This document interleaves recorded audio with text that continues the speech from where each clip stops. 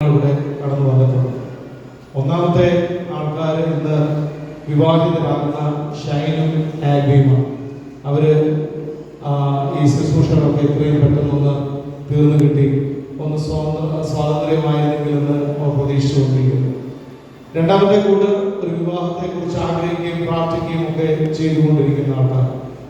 മൂന്നാമത്തെ ആൾക്കാർ വിവാഹം കഴിഞ്ഞ് അതിൻ്റെ ഒരു ചെറിയ ക്ഷീണത്തിലിരിക്കുന്ന ആൾക്കാർ. അവരെ നോക്കുമ്പോൾ തന്നെ അത് മനസ്സിലാവും.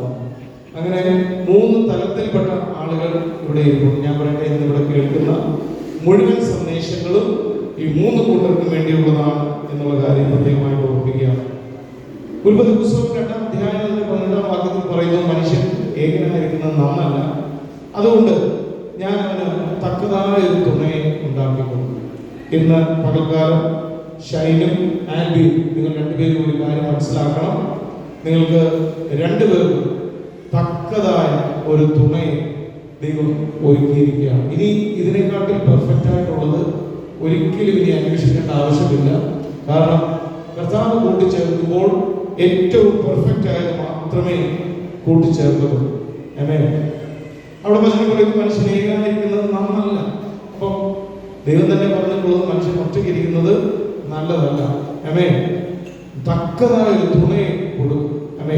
നമുക്കെല്ലാവർക്കും സന്തോഷിക്കാം. കാരണം തക്കതായ ഒരു തുണയെ ദൈവം ഒരുക്കി കൊടുത്തിരിക്കുകയാണ്. എത്രയോ ഞങ്ങളിങ്ങനെ ഇങ്ങോട്ട് വന്നപ്പോൾ പറഞ്ഞുകൊണ്ടിരിക്കുകയാണ്. എത്രയോ അതിസമ്പന്നരായിട്ടുള്ള ആൾക്കാരെ എനിക്കറിയാം. പക്ഷേ ഇപ്പോഴും അവർ പലരുടെയും മക്കളുടെ വിവാഹം നടന്നിട്ടില്ല. ജോലി ഇല്ലാത്തതുകൊണ്ടല്ല, പണമില്ലാത്തതുകൊണ്ടല്ല, ആൾക്കാരും അന്വേഷിക്കാൻ ആളുകളൊന്നും ഇല്ലാത്തതുകൊണ്ടല്ല. പക്ഷേ ഇതൊക്കെ ദൈവം തരുന്ന വലിയ ഒരു അനുഗ്രഹമാണ് എന്നുള്ളത് നമ്മൾ തിരിച്ചറിയണം. എബ്രായ ലേഖനം 13-ാം അധ്യായം 4-ാം വാക്യത്തിൽ പറയുന്നത്, വിവാഹം എല്ലാവർക്കും മാന്യവും കിടക്ക നിർമ്മലവും ആയിരിക്കട്ടെ. വിവാഹം എല്ലാവർക്കും മാന്യമാണ്.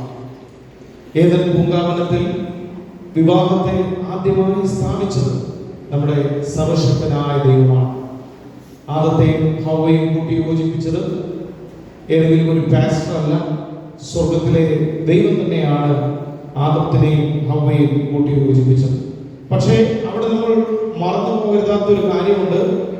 ദൈവം നടത്തിയ ഒരു വിവാഹമായിരുന്നിട്ട് പോലും ആ ആദം ഹവ്വ ദമ്പതിമാരുടെ ഇടയിൽ പിശാച് കടന്നുകൂടി എന്നുള്ളത് നമ്മൾ ഈ സമയത്ത് വളരെയധികം ചിന്തിക്കേണ്ട ഒരു കാര്യമാണ്. വളരെ വേഗത്തിൽ ഒരു 2 കാര്യങ്ങൾ മാത്രം പറഞ്ഞ് ഞാൻ ഇരിക്കുവാൻ ആഗ്രഹിക്കുന്നു. 66 പുസ്തകങ്ങളുള്ള നമ്മുടെ വിശുദ്ധ വേദപുസ്തകത്തിനകത്ത് ആ സത്യവേദ പുസ്തകം ആരംഭിക്കുന്നത് ആദിയിൽ ദൈവം എന്ന് പറഞ്ഞുകൊണ്ടാണ്. ആദിയിൽ ദൈവം ആകാശവും ഭൂമിയും സൃഷ്ടിച്ചു. ഭൂമി പാഴായിരുന്നു, ശൂന്യമായിരുന്നു, ഭൂമിയിൽ ഇരുളുണ്ടായിരുന്നു. ചുരുക്കം പറഞ്ഞാൽ ഭൂമിയിലേക്ക് നോക്കുമ്പോൾ ആകർഷിക്കത്തക്ക അനുഗ്രഹിക്കപ്പെട്ട ഒരു കാര്യങ്ങളും ആ സമയത്തില്ലായിരുന്നു. പക്ഷേ ആദിയിൽ ദൈവം വന്നു കഴിഞ്ഞപ്പോൾ പാഴായി കിടന്ന, ശൂന്യമായി കിടന്ന, ഇരുളുണ്ടായിരുന്ന ഭൂമി പിന്നത്തേതിൽ ഏതൻ തോട്ടമായിട്ട് മാറി. ഇന്ന് പകൽക്കാലം കേൾക്കുന്ന ദൈവത്തിലേക്ക് തിരിക്കുന്ന ആൾക്കാർ എനിക്ക് തോന്നുന്നു ഇവിടെ സാധാരണ ജനങ്ങളെക്കാട്ടിൽ കൂടുതൽ കർത്താവിന്റെ വേലയിൽ ഏതെങ്കിലുമൊക്കെ തലത്തിൽ ബന്ധപ്പെട്ട് നിൽക്കുന്ന ആൾക്കാരാണ് ഇതിനകത്ത് ഏറ്റവും കൂടുതലുള്ളതെന്ന് എനിക്ക് തോന്നുന്നു.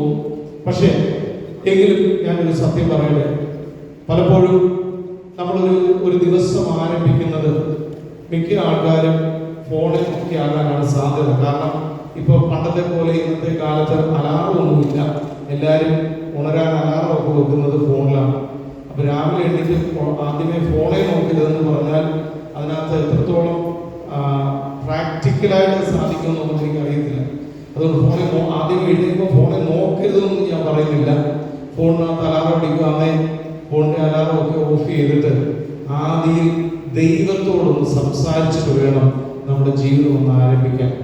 കാരണം ആദ്യം ദൈവം ആകാശവും ഭൂമിയും സൃഷ്ടിച്ചു. നമ്മുടെ ജീവിതത്തിന്റെ ആദിയിൽ കർത്താവുണ്ടെങ്കിൽ, നമ്മുടെ ജീവിതത്തിന്റെ തുടക്കത്തിൽ കർത്താവുണ്ടെങ്കിൽ, എന്തെല്ലാം ശൂന്യതകളുണ്ടെങ്കിലും, എന്തെല്ലാം കുറവുകളുണ്ടെങ്കിലും, എന്തെല്ലാം ഇരുൾ നിറഞ്ഞതാണെങ്കിലും അതിനെ മുഴുവൻ പ്രകാശമാനമാക്കി തീർക്കുവാൻ, അതൊരു ഏദൻ തോട്ടം പോലെ സുന്ദരമാക്കി തീർക്കുവാൻ കർത്താവിന് സാധിക്കും. ഞാൻ ഷൈനോടും ആൻവിയോടും പറയുന്നു, നിങ്ങളുടെ ജീവിതത്തിൽ എത്ര തിരക്കുകളുണ്ടെങ്കിലും ആദ്യം ദൈവത്തോട് ചേർന്നായിരിക്കണം അല്ലെങ്കിൽ ജീവിതം ആരംഭിക്കാൻ. ഇന്ന് എനിക്ക് തോന്നുന്നു, ചിലപ്പോൾ ചില ദേവദാസന്മാരുമായിട്ടൊക്കെ സംസാരിക്കുമ്പോൾ ഉള്ളു തുറന്നവരെ സംസാരിക്കുന്നു പറയും, എൻ്റെ പൊന്നു പാസ്റ്ററെ തിരക്ക് കാരണപ്പോൾ പ്രാർത്ഥിക്കാൻ പോലും ഒരു സമയം കിട്ടുന്നില്ല. ആമേൻ. പ്രാർത്ഥിക്കാതെ ശുശ്രൂഷയ്ക്ക് നിൽക്കുന്നവരാകരുത്, പ്രാർത്ഥനയോടെ സകലതും ആരംഭിക്കുന്നവരാകണം. പ്രാർത്ഥിച്ചു തുടങ്ങുന്നവൻ ജയിച്ചു മുന്നേറും. പ്രാർത്ഥിച്ചു തുടങ്ങുന്നവൻ നിശ്ചയമായിട്ടും അവരുടെ ജീവിതത്തിൽ അതൊരു വലിയ അനുഗ്രഹമായിരിക്കും. യോശുവ പറഞ്ഞതുപോലെ നിങ്ങൾക്ക് പറയാൻ സാധിക്കണം, ഞാനും എൻ്റെ കുടുംബവുമോ ഞങ്ങൾ യഹോവയെ സേവിക്കും. ആമേൻ. നമ്മൾ സാധാരണ ചിന്തിക്കുന്നത് ഞാനും എൻ്റെ കുടുംബവും ഞങ്ങൾ യഹോവയെ സേവിക്കും എന്ന് പറയുമ്പോൾ യോശുവയും ഭാര്യയും കൂടെ നേഴ്സറി സ്കൂളിൽ പഠിക്കുന്ന 2 കുഞ്ഞുങ്ങളെയും അടുത്ത് നിർത്തി അവരിങ്ങനെ ചേർത്ത് പിടിച്ച് പറയുന്നതായിട്ടാണ് പലരും സങ്കല്പിക്കുന്നത്. പക്ഷെ അങ്ങനല്ല. ഹല്ലേലൂയ. യോശുവയുടെ മക്കളും മക്കളുടെ മക്കളും അവരുടെ മക്കളും ഒരു 4 5 തലമുറയെ ചേർത്ത് നിർത്തിക്കൊണ്ടാണ് പറയുന്നത്, ഞാനും എൻ്റെ കുടുംബവുമോ ഞങ്ങൾ യഹോവയെ സേവിക്കുമെന്ന്. ഹല്ലേലൂയ. കാരണം യോശുവയുടെ സാക്ഷ്യം ഹല്ലേലൂയ തലമുറകളിലേക്ക് പകരുവാൻ ഇടയായി തീർന്നു. ഇന്ന് പകൽക്കാലം എന്നെ കേൾക്കുന്ന പ്രിയ ദൈവമക്കളെ, നമ്മുടെ സാക്ഷ്യം നമ്മുടെ കുഞ്ഞുങ്ങൾ കാണണം. ആമേൻ. ഹല്ലേലൂയ. കർത്താവിന്റെ സ്നേഹത്തെക്കുറിച്ചും ദൈവത്തിന്റെ കൃപയെക്കുറിച്ചും ദൈവം നടത്തിയ വിധങ്ങളെക്കുറിച്ചും ഒക്കെ ആളുകൾ പറയുമ്പോൾ നിങ്ങളുടെ കുഞ്ഞുങ്ങൾ പറയണം, എൻ്റെ അപ്പനും അമ്മയും അതുപോലെയാണ് എന്നുള്ളത്. ഇന്ന് ഈ കാലഘട്ടത്തിൽ ആരോഗ്യ പ്രശ്നങ്ങളെക്കാൾ, സാമ്പത്തിക പ്രശ്നങ്ങളെക്കാൾ, സാമൂഹിക പ്രശ്നങ്ങളെക്കാൾ ഏറ്റവും കൂടുതൽ ഈ കാലഘട്ടത്തിൽ ഉണ്ടാകുന്നത് കുടുംബ പ്രശ്നങ്ങളാണ്. ഹല്ലേലൂയ. സുവിശേഷത്തിന്റെ ഈറ്റില്ലം, അതായത് എല്ലാ സഭകളുടെയും ആസ്ഥാന മന്ദിരമുള്ളത് എൻ്റെ നാടായ പത്തനംതിട്ട ജില്ലയിലാണ്.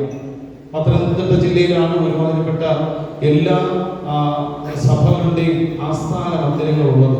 പക്ഷെ നിങ്ങൾക്കറിയാമോ, അതേ പത്തനംതിട്ടയിലാണ് ഏറ്റവും അധികം കുടുംബ കോടതികളുള്ളതും ഏറ്റവും അധികം ഹല്ലേലൂയ കുടുംബ കോടതിയിൽ കേസുകൾ കെട്ടിക്കിടക്കുന്നത്. സുവിശേഷത്തിന്റെ കുറവാണ്, കർത്താവിനെ അറിയാത്തതിന്റെ കുറവാണ്. ഇതൊന്നുമല്ല, യഥാർത്ഥമായി കർത്താവിൽ നിന്നും അകന്നു പോയതാണ് അതിന്റെ ഏറ്റവും പ്രധാനപ്പെട്ട കാരണം.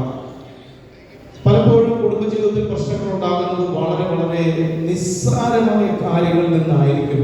കുടുംബജീവിതത്തിൽ പലപ്പോഴും പ്രശ്നങ്ങൾ ഉണ്ടാകുന്നത് നമ്മൾ പരസ്പരം വിട്ടുവീഴ്ച മനോഭാവം നമ്മുടെ അകത്തില്ലെങ്കിൽ ഒരിക്കലും നമുക്ക് സക്സസ്ഫുൾ ആയിട്ട് ഒരു കുടുംബജീവിതം നയിക്കാൻ സാധിക്കത്തില്ല. ഷൈനെ സംബന്ധിച്ചിടത്തോളം ഞാൻ മനസ്സിലാക്കുന്ന കർത്താവിന്റെ വേല ചെയ്യുന്ന ഒരു കർത്താവിന്റെ ദാസനാണ്. അപ്പോൾ തന്നെ ആൽബി ഷൈനെ പൂർണ്ണമായിട്ട് മനസ്സിലാക്കും, അദ്ദേഹത്തിന്റെ തിരക്കുകൾ മനസ്സിലാക്കും. ഒരു സുവിശേഷകന്റെ വിവാഹം നടക്കുമ്പോൾ എപ്പോഴും ഞാൻ പറയാറുള്ള ഒരു കാര്യമുണ്ട്, ഒരു സുവിശേഷകനെ സംബന്ധിച്ചിടത്തോളം അദ്ദേഹത്തിന്റെ സമയം ഒരിക്കലും അദ്ദേഹത്തിന്റെ ഭാര്യയ്ക്ക് മാത്രം അവകാശപ്പെട്ടതല്ല. അച്ചാച്ചൻ എപ്പോഴും എൻ്റെ കൂടെ ഇരിക്കാവും, എന്നോട് മാത്രമേ ഉണ്ടാവൂ, എപ്പോഴും പോകുന്നിടത്തെല്ലാം എപ്പോഴും ഞാൻ ഒന്നിച്ച് പോകുന്നത് നല്ലതാണ്. പക്ഷേ അച്ചാച്ചൻ്റെ സമയം മുഴുവൻ എനിക്ക് വേണമെന്ന് പറഞ്ഞാൽ അത് ഒരിക്കലും അങ്ങനെ ആഗ്രഹിക്കാൻ പാടില്ല. അദ്ദേഹം ഒരു സുവിശേഷകനായതുകൊണ്ട് അനേകരെ കാണുവാനും പ്രാർത്ഥിക്കുവാനും അനേകർക്ക് വേണ്ടി സമയം ചിലവഴിക്കാനും ഒക്കെ ഉണ്ട്. അതുകൊണ്ട് പരസ്പരം നല്ലതുപോലെ അണ്ടർസ്റ്റാൻഡിങ് ഉണ്ടെങ്കിൽ മാത്രമേ നന്നായിട്ട് അദ്ദേഹത്തിന്റെ ശുശ്രൂഷയിൽ മുൻപോട്ട് വരുവാൻ സാധിക്കത്തുള്ളൂ. പലപ്പോഴും ജീവിതത്തിൽ പ്രശ്നങ്ങൾ ആരംഭിക്കുന്നത് വലിയ വലിയ വിഷയങ്ങൾക്കകത്തുനിന്നല്ല, ചെറിയ വിഷയങ്ങൾക്കകത്തുനിന്നായിരിക്കും. ഒരിക്കലും ഡിവോഴ്സ് ആകാൻ തീരുമാനിച്ച ഒരു കുടുംബത്തെ എങ്ങനെയൊക്കെയോ ഒരു കൗൺസിലറിന്റെ മുൻപിൽ കൊണ്ടുപോയി എത്തിച്ചു. കൗൺസിലറിന്റെ മുൻപിൽ കൊണ്ടുപോയി എത്തിച്ചപ്പോൾ ഭർത്താവ് ഒന്നും മിണ്ടുന്നില്ല. ഭാര്യയോട് ആ കൗൺസിലർ ചോദിച്ചു, എന്താണ് നിങ്ങളുടെ കുടുംബ ജീവിതത്തിലെ പ്രശ്നം? നിങ്ങൾ ആരെങ്കിലും ഒരാൾ പറഞ്ഞാട്ടെ. അപ്പോൾ ഭാര്യ പറഞ്ഞു, ഞാൻ പറയാം. ഒരിക്കല് ഇദ്ദേഹം ഓഫീസിൽ നിന്ന് വൈകുന്നേരം വിളിച്ചു പറഞ്ഞു, ഞാൻ നിനക്ക് വേണ്ടി ഇവിടുത്തെ ഒരു 5 സ്റ്റാർ ഹോട്ടലില് ഒരു ഫുഡ് ഫെസ്റ്റിവൽ നടക്കുന്നുണ്ട്. അവിടെ ഒരു വലിയ 2500 രൂപ മുടക്കി ഞാൻ 2 സീറ്റ് ബുക്ക് ചെയ്തിട്ടുണ്ട്. ഒരാൾക്ക് 2,500 രൂപ മുടക്കി 2 സീറ്റുകൾ ബുക്ക് ചെയ്തിട്ടുണ്ട്. ഞാനിപ്പോൾ ഓഫീസിൽ നിന്ന് ഇറങ്ങിയാണ്, നീ പെട്ടെന്ന് റെഡി ആയിക്കോ, നമുക്ക് ഒരുമിച്ച് ആ ബുഫേ കഴിക്കാൻ പോകാം. പക്ഷേ നേരത്തെ ഈ വിവരം പറയാഞ്ഞത് കൊണ്ട് ഭാര്യയ്ക്ക് ഒരു അല്പം ദേഷ്യം വന്നു. ഭാര്യ പറഞ്ഞു, ഞാൻ നിങ്ങളുടെ ബുഫേ കഴിക്കാൻ വരുന്നില്ല എന്ന് പറഞ്ഞ് പെട്ടെന്ന് ഫോൺ കട്ട് ചെയ്തു. അതിനുശേഷം അദ്ദേഹം പലവട്ടം വിളിച്ചു നോക്കി. പക്ഷേ അല്പം ദേഷ്യം വന്നതുകൊണ്ട് ഈ സഹോദരി ഫോൺ സ്വിച്ച് ഓഫ് ആക്കി വെച്ചു. അപ്പോൾ അദ്ദേഹം ചിന്തിച്ചു, എന്തായാലും 5000 രൂപ മുടക്കിയതാണ്, അവൾ വരത്തില്ലെന്ന് പറഞ്ഞു. ഇച്ചിരി പിടിവാശിക്കാരിയാണ്, എന്തായാലും അവൾ വരത്തില്ലെന്ന് പറഞ്ഞു. എന്നാൽ തൻ്റെ കൂടെയുള്ള ഒരു സ്നേഹിതനെയും കൂടെ വിളിച്ചുകൊണ്ട് പോയി. അവർ രണ്ടുപേരും കൂടെ ഫുഡൊക്കെ കഴിച്ച് രാത്രിയിൽ ശാന്തമായി വീട്ടിലേക്ക് ചെന്നപ്പോൾ ഭാര്യ ഭയങ്കര ദേഷ്യപ്പെട്ടിരിക്കുന്നു. ഭാര്യ ചോദിച്ചു, നിങ്ങൾ ബുഫേക്ക് വരാമെന്ന് എന്നെ കൊണ്ടുപോകാൻ വരുമെന്ന് പറഞ്ഞിട്ട് എന്തുകൊണ്ട് വന്നില്ല? അപ്പോൾ അദ്ദേഹം പറഞ്ഞു, നീ പറഞ്ഞില്ലേ ഞാൻ വരുന്നില്ല എന്ന് പറഞ്ഞിട്ട് പിന്നെ ഫോൺ നീ സ്വിച്ച് ഓഫ് ആക്കിയില്ലേ, പിന്നെ ഞാൻ എങ്ങനെ അറിയുന്നു നീ വരുന്നുണ്ടോ എന്ന്?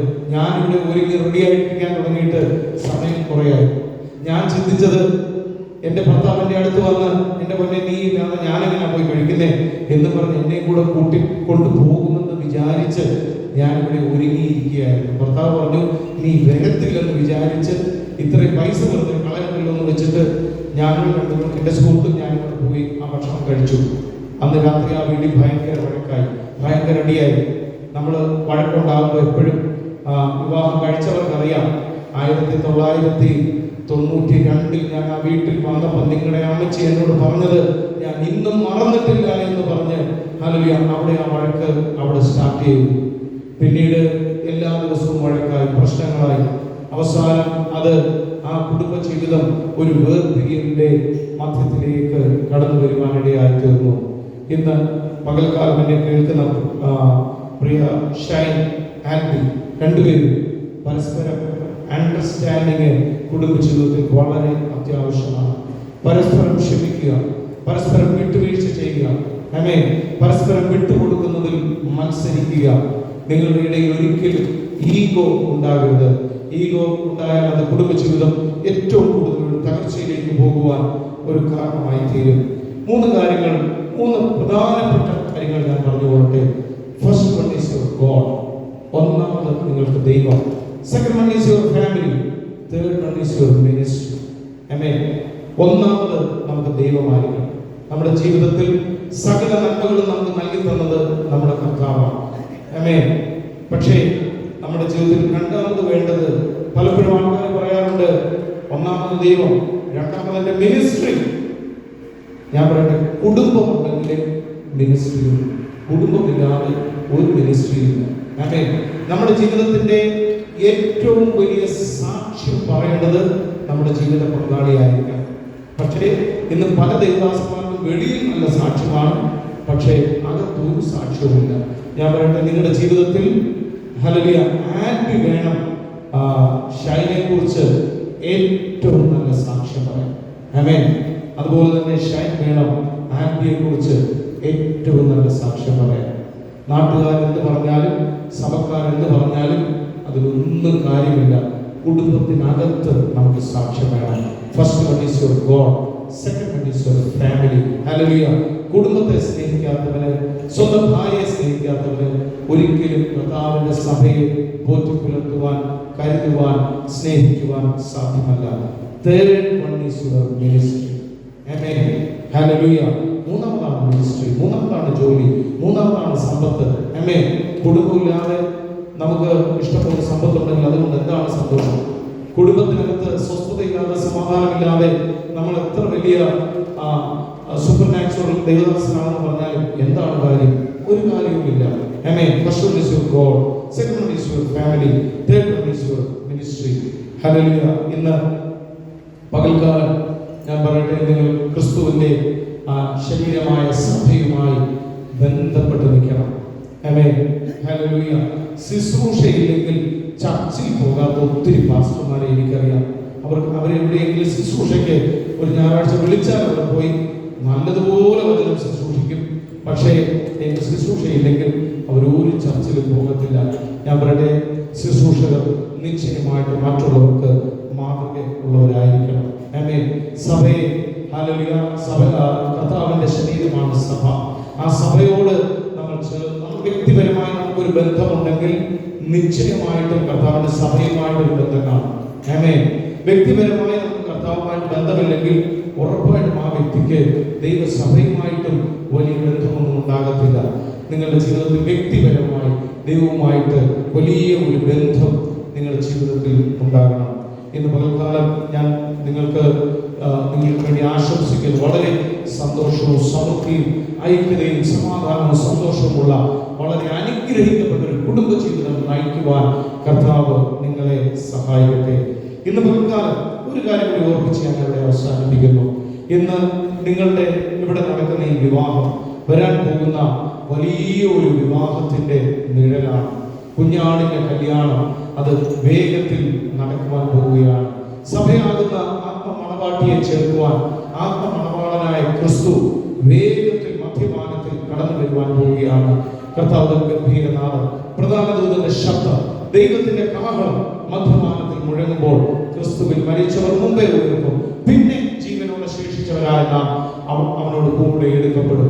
ഇന്ന് പകൽക്കാലം ഈ വിവാഹ ശുശ്രൂഷയിൽ പങ്കെടുക്കുന്ന ആരെങ്കിലും കർത്താവിനെ സ്വന്തം രക്ഷിതമായി സ്വീകരിച്ചിട്ടില്ലെങ്കിൽ ഇന്ന് നിങ്ങൾക്ക് അതിനുള്ള ഒരു അവസരം കൂടിയാണ്.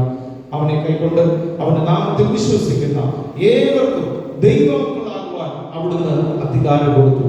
നിങ്ങളുടെ ജീവിതം ഒരു തകർച്ചയിൽ കൂടി കടന്നു പോവുകയാണോ? ഒരു പ്രതിസന്ധിയിൽ കൂടി കടന്നു പോവുകയാണോ? ഒരു നിരാശയിൽ കൂടി കടന്നു പോവുകയാണോ?